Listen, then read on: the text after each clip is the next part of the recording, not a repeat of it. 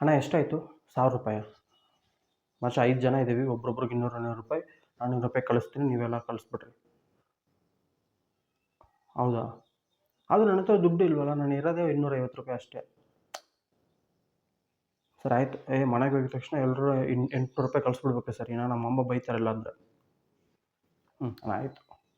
ಮಚ್ಚ please send the balance amount.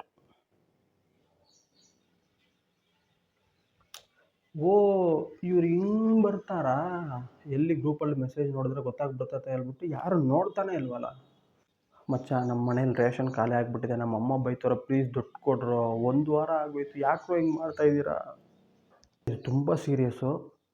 ನನಗೆ EMI ಕಟ್ಟಬೇಕು, ಒಂದು 900 ಶಾರ್ಟೇಜ್ ಇದೆ. ನೀವು 800 ಪ್ಲಸ್ 100 ರೂಪಾಯಿ ಸೇರಿಸಿ ಕಳಿಸಿದ್ರೆ ನಾನು 1 ವಾರದಲ್ಲಿ ರಿಟರ್ನ್ ಕೊಡ್ತೀನಿ. ಅಷ್ಟೇನಾ ನಮ್ಮ ದುಡ್ಡು? ರಾಮ ಆಗಿಬಿಟ್ಟವ್ರಾ? ಗೋವಿಂದ ಗೋವಿಂದ.